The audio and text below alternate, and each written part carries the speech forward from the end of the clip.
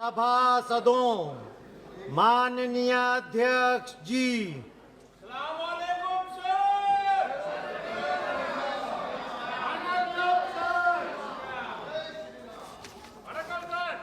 Question number 81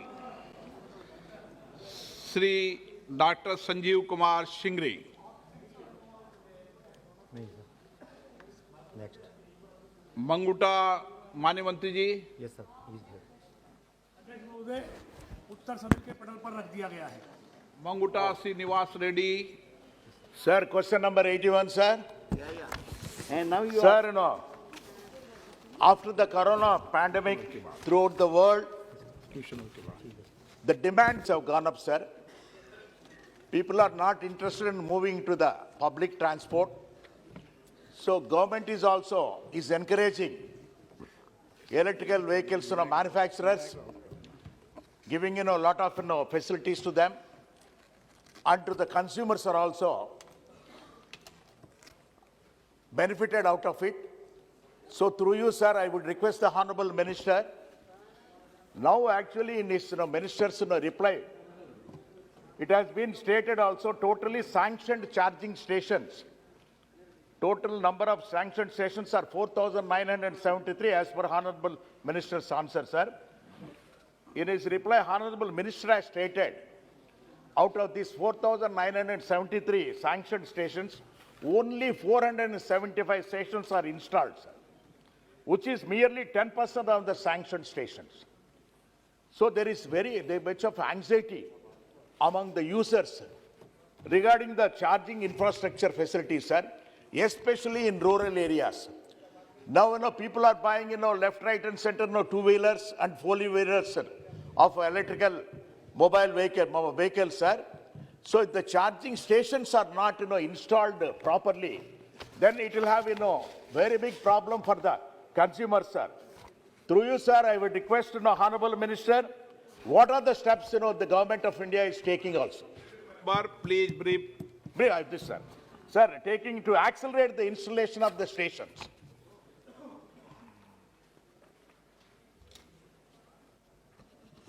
माननीय अध्यक्ष महोदय, मैं आपके माध्यम से सम्मानित सदस्य और सम्मानित सदन को अवगत कराना चाहता हूं। पहली बात तो ये अवधारणा ही गलत है कि सरकार ही चार्जिंग स्टेशन लगाएगी। दुनिया के देशों में अमेरिका है, यूरोप है, जहां इस तरह की इलेक्ट्रॉनिक गाड़ियां पॉपुलर हैं, वहां पर इन गाड़ियों को बनाने वाली कंपनियां ही चार्जिंग स्टेशन लगाती हैं। लेकिन फिर भी आदरणीय मोदी जी की सरकार में हमारे विभाग ने इसके लिए योजना लेके आई, 10,000 करोड़ की FAME 2 योजना लेके आई, जिसमें से 1,000 करोड़ रुपए चार्जिंग स्टेशनों को सब्सिडी देने के लिए अलग से मंजूर किए गए हैं। माननीय सदस्य ने बिल्कुल ठीक कहा, लेकिन चार्जिंग स्टेशन लगाने में सबसे बड़ी समस्या जमीन की है। लेकिन उस जमीन के समस्या का समाधान करने के लिए ही हमने जो भारत की जो पेट्रोलियम कंपनियां हैं, उनसे बातचीत हमारी जारी है, बातचीत हुई है। पूरे देश में उनके 22,000 आउटलेट हैं और अब तक 1,536 वो इस तरह के सबस्टेशन अलग से लगा चुकी हैं। उनसे बातचीत जारी है और इससे इस समस्या का समाधान हो जाएगा।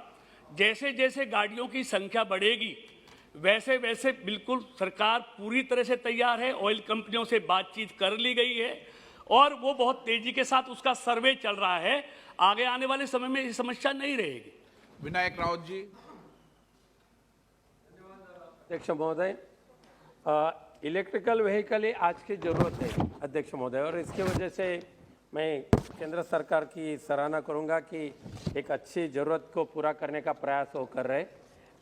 मैं पूछना चाहता हूँ अध्यक्ष महोदय कि चार्जिंग स्टेशन तो काफ़ी संख्या से तैयार करने का काम चल रहा है, लेकिन इलेक्ट्रिकल व्हीकल जिस कंपनी के माध्यम से तैयार करने की कोशिश की जा रही है, आज के पूरे देश में सबसे ज़्यादा इलेक्ट्रिकल व्हीकल टेस्ला कंपनी के माध्यम से बनाए जाते हैं। और ये टेस्ला कंपनी में भारत के कई राज्यों में, आगे प्रश्न है इसका एक और इसी का ही जो आप पूछ रहे हो शायद ना, तो बाद में पूछे या क्या भी? अभी पूछ लो। ओके, धन्यवाद अध्यक्ष महोदय। तो इस टेस्ला कंपनी ने भारत के कई राज्यों में अपने ई व्हीकल का मैन्युफैक्चरिंग का यूनिट बनाने की तैयारी दिखाई है और इसलिए उन्होंने कुछ टैक्सेशन में सहूलियत मांगी है। क्या केंद्र सरकार टेस्ला जैसे कंपनी के सहयोग से भारत में भारी संख्या से इलेक्ट्रिकल व्हीकल बनाने की कोशिश कर रही है और उनकी जो मांग है उसके ऊपर केंद्र सरकार की क्या रवैया है? माननीय अध्यक्ष महोदय, ये सवाल इस सवाल से संबंधित नहीं है। PLI स्कीम बता लेकिन दो नहीं, ना। लेकिन अब चाहते हैं सुरेश जी का वो सवाल लगा हुआ है, चाहे तो मैं उनको सवाल का आप जवाब दूं। जवाब दे दो। माननीय अध्यक्ष जी, सम्मानित सदस्य ने जो बात की है, मैं उनके बारे में उनको अवगत कराना चाहता हूं सम्मानित सदस्य को कि उन्होंने टेस्ला कंपनी की बात की है। इसके लिए हमारी सरकार FAME 2 स्कीम लेके आई है, PLI ऑटो स्कीम लेके आई है, PLI ACC एडवांस टेक्नोलॉजी की स्कीम लेके आई है। उसमें चाहे देसी कंपनी हो विदेशी कंपनी हो, सबको अधिकार है उसमें अप्लाई करने का। लेकिन जिस कंपनी का इन्होंने जिक्र किया है, उस कंपनी ने आज तक हमारी इस स्कीम में कोई अप्लाई नहीं किया है। तो माननीय सदस्य को मैं बताना चाहता हूं, मोदी जी की सरकार में यह नहीं हो सकता कि रोजगार चीन को और मार्केट इंडिया भारत की। मोदी सरकार की नीति है, मार्केट अगर भारत की है तो रोजगार भी भारत के लोगों को मिलेगा, इसलिए वो आए यहां पर स्थापित करें वो लोग। Question number 82